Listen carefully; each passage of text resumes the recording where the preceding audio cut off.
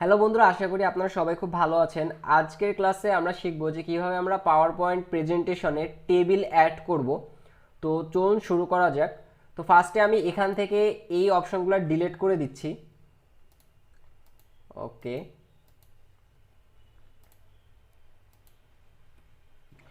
And then আমরা এখান থেকে ইনসার্টে চলে যাব। ইনসার্টে আমাদের সাইডে টেবিলের অপশন দেওয়া আছে। তো এইখান থেকে আমরা টেবিল হচ্ছে টোটাল 3টা ওয়েতে অ্যাড করতে পারি। অ্যান্ড লাস্ট ওয়ান যেটা আছে এটা হচ্ছে এক্সেল স্প্রেডশিট। তো এক্সেল স্প্রেডশিটটা অ্যাড করার জন্য আমাদের এক্সেলের কাজ জানতে হবে।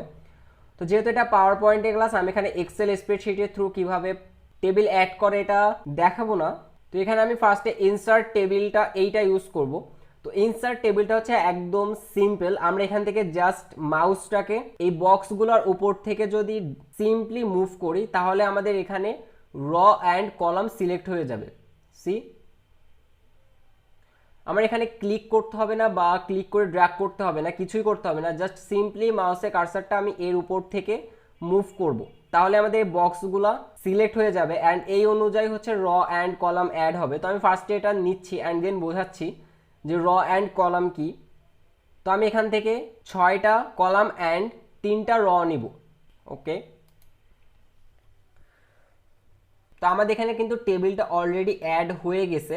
অ্যান্ড এখানে আমাদের টেবিল স্টাইলস আছে, এখানে টেবিলের বিভিন্ন স্টাইল অ্যাড করা আছে। আমি যদি এই অ্যারোতে ক্লিক করি এখানে আরও অনেক ধরনের টেবিলের স্টাইল আমরা দেখতে পারবো। সি, তো আমি টেবিলটা একদম সিম্পল রাখবো, এই কারণে হচ্ছে আমি এখান থেকে ক্লিয়ার টেবিল দিয়ে দিচ্ছি। তাহলে এই টেবিলটা একদম সিম্পল হয়ে যাবে, টেবিলে কোনো কালার বা কিছু অ্যাড করা থাকবে না। তো এখানে এবার আমরা দেখব যে এই টেবিলের র অ্যান্ড কলাম কি। আমাদের টেবিল ইউজ করার জন্য অফকোর্স র অ্যান্ড কলামটা বুঝতে হবে, কারণ আমাদের এখানে এই যে যত অপশান আছে এগুলো কিন্তু র অ্যান্ড কলাম এই নামে আছে। সি, হেডার র, ফার্স্ট কলাম, টোটাল র, লাস্ট কলাম। তো আমাদের টেবিলটা ইউজ করার জন্য অফকোর্স র অ্যান্ড কলামটা বুঝতে হবে। তো এইখানে এই যে বক্সগুলো আছে, এখানে টোটাল 6টা বক্স আছে। এই পাশাপাশি 6টা বক্স নিয়ে হচ্ছে একটা র। অ্যান্ড এই যে উপর থেকে নিচ বরাবর যে 3টা বক্স আছে, সি, উপর থেকে নিচের দিকে যতগুলা বক্স থাকবে একই লাইনে ততগুলা বক্স নিয়ে হচ্ছে একটা কলাম। তো আমাদের এখানে পাশাপাশি হচ্ছে 6টা বক্স আছে, 6টা বক্স নিয়ে একটা র। তো এইভাবে হচ্ছে আমাদের টোটাল 3টা র আছে। অ্যান্ড এখানে এই সেমভাবে 6টা কলাম আছে। সি, তো আই গেস আপনাদের র অ্যান্ড কলাম এইটা ক্লিয়ার হয়ে গেছে। তো এখন আমরা এখান থেকে আবার দেখব যে এখানে ঠিক কি হয়েছিল। আমরা যখন এখান থেকে র বা কলাম নিব, সাপোজ আমাদের 5টা কলাম লাগবে অ্যান্ড 3টা র লাগবে। তো সেই ক্ষেত্রে আমরা কি করব, যেহেতু আমাদের উপর থেকে নিচ পর্যন্ত সি এই বক্সগুলো নিয়ে হচ্ছে আমাদের কলাম, তো সেহেতু আমাদের কলামটা হিসাব করতে হবে এই উপরের এই পাশাপাশি বক্সগুলো ধরে। তো আমাদের 5টা কলাম লাগবে। তো এর জন্য আমরা কি করব, আমরা 1টা 2টা 3টা 4টা 5টা এইভাবে আমরা 5টা কলাম সিলেক্ট করে নিব। এই যে 5টা বক্স আমরা সিলেক্ট করেছি এই 5টা হচ্ছে আমরা কলামের জন্য ইউজ করছি। অ্যান্ড এবার হচ্ছে আমাদের 3টা র লাগবে। তো অলরেডি আমাদের একটা র সিলেক্ট হয়ে গেছে। এই যে 5টা বক্স আমরা নিয়েছি, 5টা বক্স নিয়ে হচ্ছে একটা র। অ্যান্ড আমরা যদি নিচের দিকে নামি তাহলে এবার 2টা র হয়ে গেছে অ্যান্ড সেমভাবে 3টা র। এবার আমরা সিম্পলি একটা ক্লিক করলে এখানে আমাদের টেবিলটা অ্যাড হয়ে যাবে। সি, তো আমরা এখান থেকে চাইলে টেবিলের কালারটা এইভাবে রিমুভ করে দিতে পারি। অ্যান্ড আমরা চাইলে স্পেসিফিক্যালি যে কোনো একটা বক্স আমরা কালারও করতে পারি। সাপোজ আমি এই 2টা বক্স কালার করব, তো আমি এই 2টা বক্স এইভাবে সিলেক্ট করে দেন এখানে শেডিংয়ে চলে যাব। শেডিংয়ে গিয়ে আমি যে কোনো একটা কালার সিলেক্ট করে ক্লিক করলেই আমাদের এই বক্স দুইটাতে ঠিক ওই কালারটাই ফিল হয়ে যাবে। সি, তো এইভাবে আমরা চাইলে নিজেদের মতো করে টেবিলে কালার অ্যাড করতে পারি। অ্যান্ড আমাদের এখানে শেডিংয়ের নিচে বর্ডার্স আছে, ইফেক্টস আছে। তো শেডিংয়ে হচ্ছে আরও কিছু অপশন আছে, যেমন picture, gradient, texture, table background. তো এইগুলো সবই কিন্তু সেম, কিভাবে ইউজ করবো আমরা সবাই জানি। তো এইটা আমি স্কিপ করতেছি। অ্যান্ড এখানে বর্ডার্স আছে। তো বর্ডার্সটা হচ্ছে আমাদের এই টেবিলের বর্ডার। আমি যদি এই টেবিলটা সিলেক্ট করে নো বর্ডারে ক্লিক করি, আমাদের এখানে এই যে নো বর্ডার আছে এটাতে যদি ক্লিক করি তাহলে আমাদের এখানে টেবিলের কোনো বর্ডার দেখা যাবে না। আমরা এই যে বক্সগুলো দেখতেছিলাম কিছুই কিন্তু আমরা দেখতে পারবো না। সি, আমরা স্টিল টেবিলটা ইউজ করতে পারবো, বাট আমাদের টেবিলের এই যে বর্ডারগুলো ছিল প্রত্যেকটা সেল আমরা দেখতে পারতেছিলাম আলাদা করে ভাগ করা, এগুলো কিন্তু আমরা দেখতে পারবো না। তো টেবিলটা সিলেক্ট করে আমি যদি আবার এখানে অল বর্ডার্স ক্লিক করি তাহলে আমি এখানে বর্ডারটা আবার দেখতে পারবো।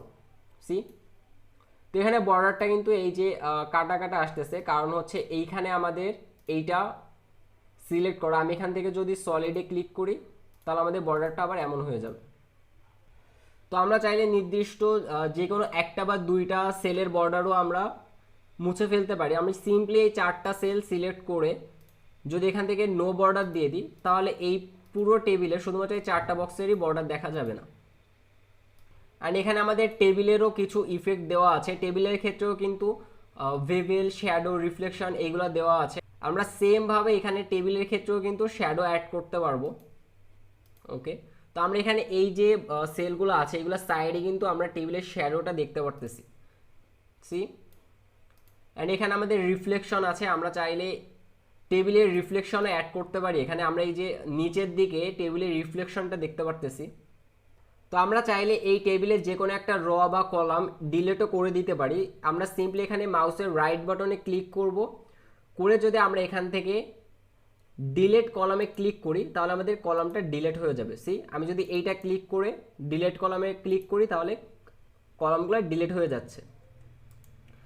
অ্যান্ড সেমভাবে আমরা টেবিলের রগুলোও ডিলেট করতে পারি। আমি সিম্পলি মাউসের রাইট বাটনে ক্লিক করলে আমরা এখানে ডিলেট রস অপশনটা পেয়ে যাব। সি, অ্যান্ড যদি আমরা এখানে র বা কলাম অ্যাড করতে চাই আমি মাউসের রাইট বাটনে ক্লিক করব, করলে এখানে এই যে ইনসার্ট একটা অপশন আছে, আমি ইনসার্ট অপশনে চলে গেলে এখানে ইনসার্ট র অ্যাভোভ বা ইনসার্ট র বিলো, অ্যান্ড এখানে উপরে কলামের অপশনও আছে, ইনসার্ট কলাম লেফট বা রাইট। তো আমরা চাইলে এখানে কলামগুলো লেফট বা রাইটও অ্যাড করতে পারি। তো এটার জন্য আমি ফার্স্ট এখানে কিছু টাইপ করতেছি।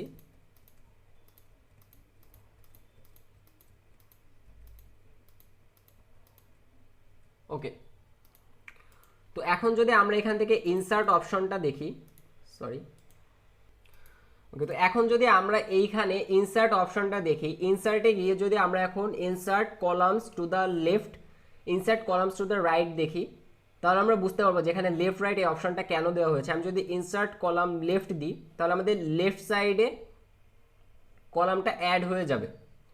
অ্যান্ড যদি আমি ইনসার্ট কলাম রাইট দিই তাহলে আমাদের কলামটা রাইট সাইডে অ্যাড হবে।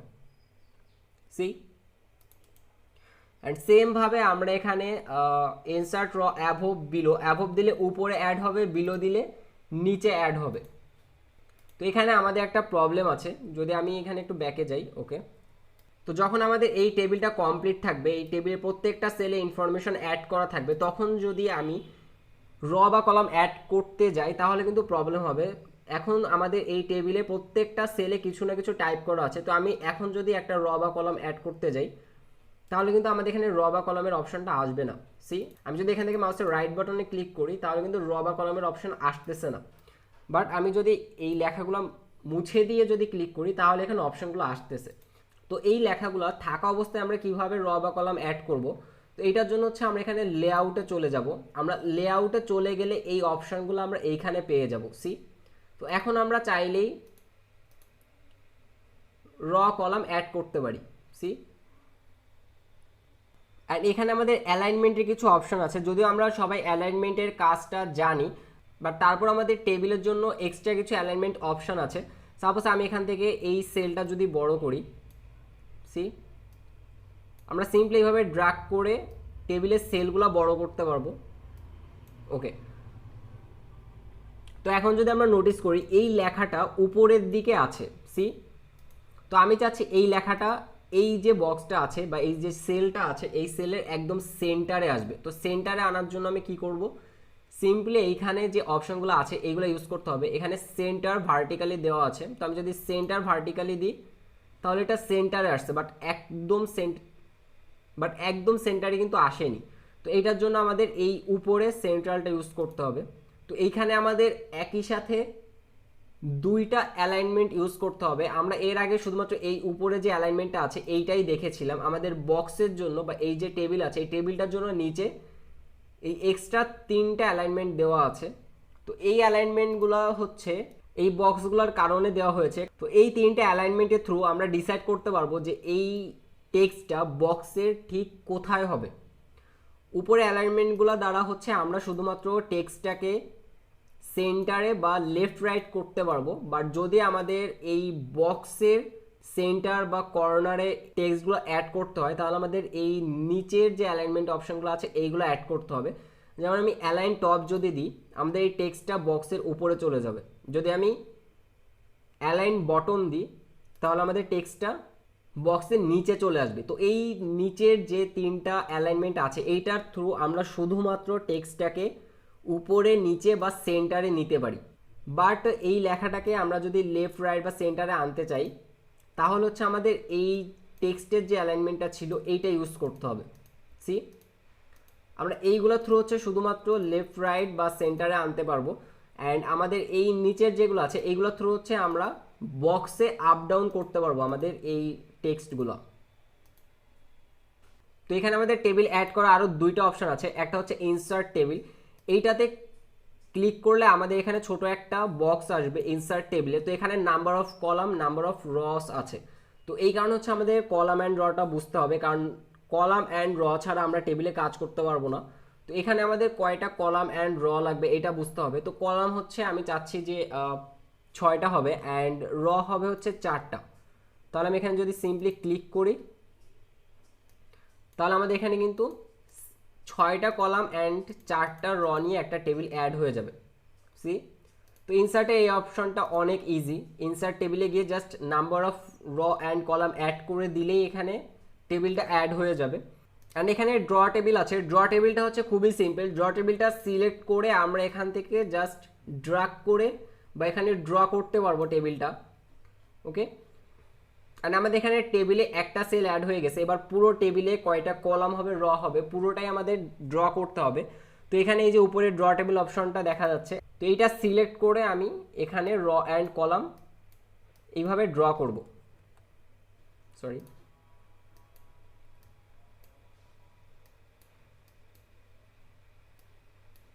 তো ড্র টেবিলের থ্রু হচ্ছে আমাদের এইভাবে টেবিলটা অ্যাড করতে হবে। তো এখানে ড্র টেবিলটা এইভাবে অ্যাড করাটা অনেক ঝামেলার। তো এই কারণে আমরা এখানে শুধুমাত্র এই যে দুইটা অপশন আছে, উপরের যে দুইটা অপশন আছে এই দুইটা অপশনই শুধুমাত্র আমরা ইউজ করব টেবিলটা অ্যাড করার ক্ষেত্রে। অ্যান্ড এছাড়া এক্সেল স্প্রেডশিট আছে। আমি যদি এক্সেল স্প্রেডশিটে ক্লিক করি তাহলে আমাদের এখানে মাইক্রোসফট এক্সেলের একটা বক্স ওপেন হয়ে যাবে। সি তো এখানে অনেকটা হিজিবিজি হয়ে গেছে, আমি এগুলো একটু ক্লিয়ার করে দিচ্ছি। ওকে, তো এখন যদি আমরা এখান থেকে মাইক্রোসফট এক্সেলের এই যে এক্সেল স্প্রেডশিট এইটা অ্যাড করি তাহলে আমাদের সামনে এখানে এক্সেলের বক্সটা ওপেন হয়ে যাবে। সরি, ওকে,